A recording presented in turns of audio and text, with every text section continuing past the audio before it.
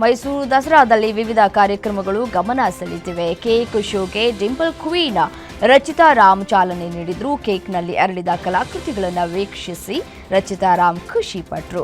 ಮೈಸೂರಿನ ಅರಸು ಬೋರ್ಡಿಂಗ್ ಶಾಲೆ ಆವರಣದಲ್ಲಿ ಕೇಕ್ ಶೋ ಆಯೋಜಿಸಲಾಗಿತ್ತು. ಸುಮಾರು 1500 ಕೆಜಿ ತೂಕದಲ್ಲಿ ನಿರ್ಮಿಸಿದ ಅಂಬಾವಿಲಾಸ ಅರಮನೆ ಎಲ್ಲರನ್ನ ಆಕರ್ಷಿಸಿತ್ತು. ಕೆಆರ್ಎಸ್ ಡ್ಯಾಂ, ಎಚ್ಎಎಲ್ ಕಟ್ಟಡ, ಭಾರತೀಯ ಸೇನಾ ವಿಮಾನಗಳು, ಜಗತ್ಪ್ರಸಿದ್ಧ ಜಂಬೂ ಸವಾರಿ, ಐಪಿಎಲ್ ಟ್ರೋಫಿ ಹೀಗೆ ವಿವಿಧ ಬಗೆಯ ಕೇಕ್ ಕಲಾಕೃತಿಗಳು ಜನರನ್ನ ಆಕರ್ಷಿಸಿದ್ವು.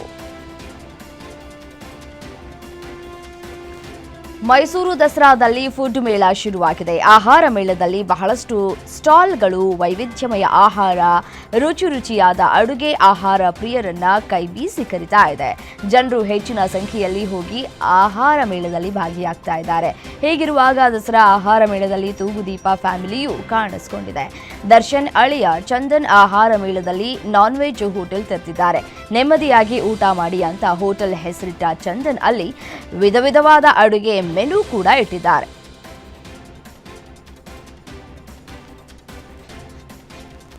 ಆಯುಷ್ಮಾನ್ ಭಾರತ್ ಯೋಜನೆಯು ಸಾರ್ವಜನಿಕ ಆರೋಗ್ಯ ಪಾಲನೆ ವ್ಯವಸ್ಥೆಯಲ್ಲಿ ಕ್ರಾಂತಿಯನ್ನ ಉಂಟು ಮಾಡಿದೆ ಅಂತ ಪ್ರಧಾನಿ ಮೋದಿ ಹೇಳಿದರು.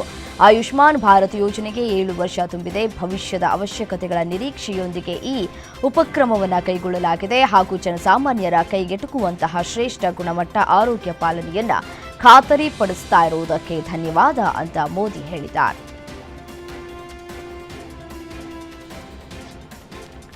ಸೌರಶಕ್ತಿ ಉತ್ಪಾದನೆಯಲ್ಲಿ ಭಾರತ ಸ್ವಾವಲಂಬಿ ಹೆಜ್ಜೆ ಇಟ್ಟಿದೆ ಅಂತ ಇಂಧನ ಸಚಿವ ಪ್ರಹ್ಲಾದ್ ಜೋಶಿ ತಿಳಿಸಿದ್ದಾರೆ.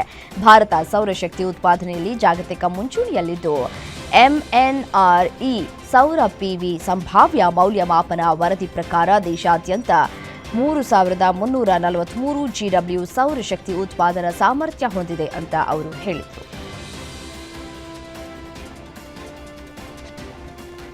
ಮತಗಳ್ಳತನ ಎಲ್ಲಿಯವರೆಗೂ ಮುಂದುವರಿಯುತ್ತೋ ಅಲ್ಲಿಯವರೆಗೂ ದೇಶದಲ್ಲಿ ನಿರುದ್ಯೋಗ, ಭ್ರಷ್ಟಾಚಾರ ಸಮಸ್ಯೆ ಹೆಚ್ಚುತ್ತಲೇ ಇರುತ್ತೆ ಅಂತ ವಿಪಕ್ಷ ನಾಯಕ ರಾಹುಲ್ ಗಾಂಧಿ ಮತ್ತೆ ಧ್ವನಿ ಎತ್ತಿದ್ದಾರೆ. ಈ ಬಗ್ಗೆ ಸೋಷಿಯಲ್ ಮೀಡಿಯಾ ಎಕ್ಸ್ ಖಾತೆಯಲ್ಲಿ ಪೋಸ್ಟ್ ಮಾಡಿರುವ ರಾಹುಲ್ ಗಾಂಧಿ, ಭಾರತದಲ್ಲಿ ಯುವ ಜನತೆ ಎದುರಿಸ್ತಾ ಇರೋ ದೊಡ್ಡ ಸಮಸ್ಯೆ ಅಂದ್ರೆ ನಿರುದ್ಯೋಗ. ಆದರೆ ಈ ನಿರುದ್ಯೋಗ ಸಮಸ್ಯೆ ನೇರವಾಗಿ ಮತಗಳ್ಳತನಕ್ಕೆ ಸಂಬಂಧಿಸಿದೆ ಅಂತ ಹೇಳಿದ್ದಾರೆ. ಮಹಾರಾಷ್ಟ್ರದಲ್ಲಿ ಕಾಂಗ್ರೆಸ್ ಕಾರ್ಯಕರ್ತರೊಬ್ಬರು ಪ್ರಧಾನಿ ಮೋದಿ ಅವರ ಮಾರ್ಫಿಂಗ್ ಮಾಡಿದ ಫೋಟೋವನ್ನು ಹಂಚಿಕೊಂಡ ನಂತರ ಡೊಂಬಿವ್ಲಿಯಲ್ಲಿ ರಾಜಕೀಯ ಘರ್ಷಣೆ ಭುಗಿಲೆದ್ದಿತ್ತು. ಪ್ರಧಾನಿ ಮೋದಿ ಫೋಟೋವನ್ನು ಸಾಮಾಜಿಕ ಮಾಧ್ಯಮದಲ್ಲಿ ಪೋಸ್ಟ್ ಮಾಡಿದ್ದಾರೆ ಎಂಬ ಆರೋಪದ ಮೇಲೆ ಕಾಂಗ್ರೆಸ್ ಕಾರ್ಯಕರ್ತನಿಗೆ ಬಿಜೆಪಿ ಕಾರ್ಯಕರ್ತರು ಸಾರ್ವಜನಿಕವಾಗಿ ಬೀದಿಯಲ್ಲಿ ಸೀರೆಯನ್ನು ಉಡಿಸಿದ್ದಾರೆ.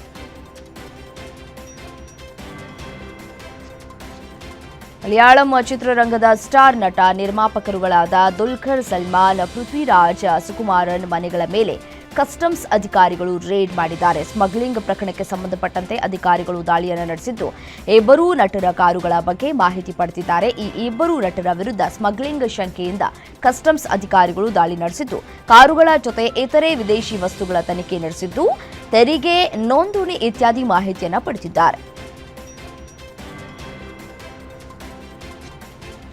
ಕೋಲ್ಕತಾದಲ್ಲಿ ರಾತ್ರಿಯಿಡೀ ಸುರಿದ ಧಾರಾಕಾರ ಮಳೆಯಿಂದಾಗಿ ಪಶ್ಚಿಮ ಬಂಗಾಳದ ರಾಜಧಾನಿ ಸಂಪೂರ್ಣ ಸ್ತಬ್ಧವಾಗಿದ್ದು, ವಿದ್ಯುತ್ ಶಾಕ್ನಿಂದ ಕನಿಷ್ಠ 7 ಜನ ಸಾವನ್ನಪ್ಪಿದ್ದಾರೆ. ಮಹಾನಗರದಲ್ಲಿ ಜನಜೀವನ ಸಂಪೂರ್ಣ ಅಸ್ತವ್ಯಸ್ತಗೊಂಡಿದೆ. ನಾನು ಈ ರೀತಿಯ ಮಳೆಯನ್ನ ಎಂದಿಗೂ ನೋಡಿಲ್ಲ. ಮೇಘ ಸ್ಫೋಟದಲ್ಲಿ ಪ್ರಾಣ ಕಳೆದುಕೊಂಡ ಜನರ ಬಗ್ಗೆ ನನಗೆ ತುಂಬಾ ದುಃಖವಾಗಿದೆ ಅಂತ ಬಂಗಾಳ ಮುಖ್ಯಮಂತ್ರಿ ಮಮತಾ ಬ್ಯಾನರ್ಜಿ ಹೇಳಿದರು. ಕರ್ನಾಟಕದ ಅಯ್ಯಪ್ಪ ಸ್ವಾಮಿಯ ಭಕ್ತರಿಗಾಗಿ ಸೆಪ್ಟೆಂಬರ್ 28ರಿಂದ ನೈಋತ್ಯ ರೈಲ್ವೆ ವತಿಯಿಂದ 14 ವಿಶೇಷ ರೈಲುಗಳ ಸೌಲಭ್ಯ ಒದಗಿಸಲಿದೆ. ಈ 14 ಎಕ್ಸ್ಪ್ರೆಸ್ ರೈಲುಗಳು ಕೇರಳದಿಂದ ಹುಬ್ಬಳ್ಳಿ ಮತ್ತು ಕೊಲ್ಲಂ ಜಂಕ್ಷನ್ಗಳ ನಡುವೆ ಬೆಂಗಳೂರು ಮೂಲಕ ಹಾದು ಹೋಗಲಿವೆ. ಇದರಿಂದಾಗಿ ಶಬರಿಮಲೆಗೆ ತೆರಳಲಿರುವ ಅಯ್ಯಪ್ಪ ಭಕ್ತರ ಪ್ರಯಾಣ ಸುಲಭವಾಗಲಿದೆ. ಉತ್ತರಾಖಂಡ್ನ ಹಲ್ದ್ವಾನಿಯ ಜನಪ್ರಿಯ ಯೂಟ್ಯೂಬರ್ ಸೌರವ್ ಜೋಶಿಗೆ ಭಾವು ಗ್ಯಾಂಗ್ ಹೆಸರಿನಲ್ಲಿ 5 ಕೋಟಿ ರೂಪಾಯಿ ಬೆದರಿಕೆ ಇಮೇಲ್ ಬಂದಿದೆ. ಇಮೇಲ್ ಮೂಲಕ ಛೋಟಾ ಡಾನ್ ನೇತೃತ್ವದ ಗ್ಯಾಂಗ್ ಸದಸ್ಯನೆಂದು ಹೇಳಿಕೊಂಡಂತಹ ವ್ಯಕ್ತಿ ಹಣ ನೀಡದಿದ್ದರೆ ಗುಂಡಿಕ್ಕಿ ಕೊಲ್ಲುವ ಎಚ್ಚರಿಕೆಯನ್ನು ನೀಡಿದ್ದಾನೆ. ಕೊಟ್ವಾಲಿ ಪೊಲೀಸ್ ಠಾಣೆಗೆ ಸೌರವ್ ಜೋಶಿ ದೂರನ್ನು ಕೊಟ್ಟಿದ್ದಾರೆ. ಕೇಂದ್ರ ಸರ್ಕಾರದ ಉದ್ಯೋಗದ ಕನಸು ಕಾಣುವವರಿಗೆ ಸರ್ಕಾರ ಸಿಹಿ ಸುದ್ದಿ ನೀಡಿದೆ. ಸಾಫ್ಟ್ ಸೆಲೆಕ್ಷನ್ ಕಮಿಷನ್ ದೇಶಾದ್ಯಂತ ಖಾಲಿ ಇರುವ 7,565 ಕಾನ್ಸ್ಟೇಬಲ್ ಹುದ್ದೆಗಳ ಭರ್ತಿಗೆ ಅರ್ಜಿ ಆಹ್ವಾನಿಸಿದೆ. ದ್ವಿತೀಯ ಪಿಯು ವಿದ್ಯಾರ್ಹತೆ ಹೊಂದಿದ ಪುರುಷ ಮತ್ತು ಮಹಿಳಾ ಅಭ್ಯರ್ಥಿಗಳು ಅಪ್ಲೈ ಮಾಡಬಹುದು ಅಂತ ತಿಳಿಸಿದೆ.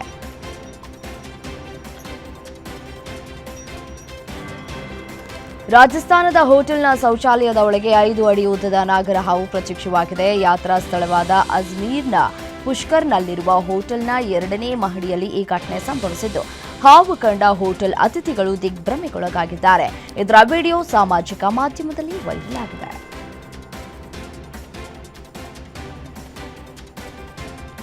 ವ್ಯಕ್ತಿಯೊಬ್ಬ ಹಾವು ಹಿಡಿದುಕೊಂಡು ರೈಲಿನಲ್ಲಿ ಭಿಕ್ಷೆ ಬೇಡುತ್ತಾ ಇರುವ ಘಟನೆ ಅಹಮದಾಬಾದ್ ಸಬರಮತಿ ಎಕ್ಸ್‌ಪ್ರೆಸ್‌ನಲ್ಲಿ ನಡೆದಿದೆ. ವ್ಯಕ್ತಿಯೊಬ್ಬ ವಿಷಕಾರಿ ಅಲ್ಲದ ಹಾವನ್ನ ಕೈಯಲ್ಲಿ ಹಿಡಿದುಕೊಂಡು ಹಣಕ್ಕಾಗಿ ಪ್ರಯಾಣಿಕರಿಂದ ಭಿಕ್ಷೆ ಬೇಡಿದ್ದು, ಇದು ಪ್ರಯಾಣಿಕರಲ್ಲಿ ಭಯದ ವಾತಾವರಣವನ್ನು ಉಂಟು ಮಾಡಿತ್ತು. ಇದರಿಂದ ಹೆದರಿದ ಪ್ರಯಾಣಿಕರು ಆತನಿಗೆ ಹಣವನ್ನು ನೀಡಿದ್ದಾರೆ.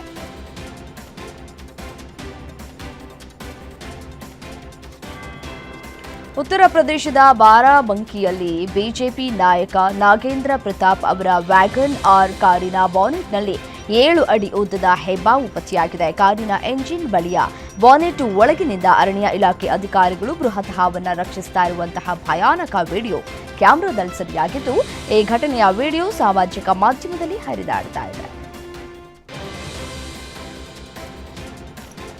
ಪ್ರಸಿದ್ಧ ಅಸ್ಸಾಮಿ ಗಾಯಕ ಕಿಂಗ್ ಆಫ್ ಹಮ್ಮಿಂಗ್ ಜುಬೀನ್ ಗಾರ್ಗ್ ಅವರ ಅಂತಿಮ ಯಾತ್ರೆ ಸೆಪ್ಟೆಂಬರ್ 20ರಂದು ಗುವಾಹಟಿಯಲ್ಲಿ ನಡೆಯಿತು. ಈ ವೇಳೆ ಲಕ್ಷಾಂತರ ಜನರು ಭಾಗಿಯಾಗಿದ್ದರು. ಈ ಮೂಲಕ ವಿಶ್ವದಲ್ಲೇ ಅತಿ ಹೆಚ್ಚು ಜನರು ಸೇರಿದ 4ನೇ ಅಂತಿಮ ಯಾತ್ರೆ ಅಂತ ದಾಖಲೆ ನಿರ್ಮಿಸಿ ಲಿಮ್ಕಾ ಬುಕ್ ಆಫ್ ರೆಕಾರ್ಡ್ಸ್ಗೆ ಸೇರ್ಪಡೆಯಾಗಿದೆ. ಈ ಮೂಲಕ ಮೈಕಲ್ ಜಾಕ್ಸನ್, ಪೋಪ್ ಫ್ರಾನ್ಸಿಸ್, ರಾಜಕುಮಾರಿ ಡಯಾನಾ ಮತ್ತು ರಾಣಿ ಎಲಿಜಬೆತ್ ಅವರಿಗೆ ನೀಡಿದಂತೆ ಇದು ಕೂಡ ಸ್ಮರಣೀಯ ವಿದಾಯ ಅಂತ ಗುರುತಿಸಲಾಗಿದೆ.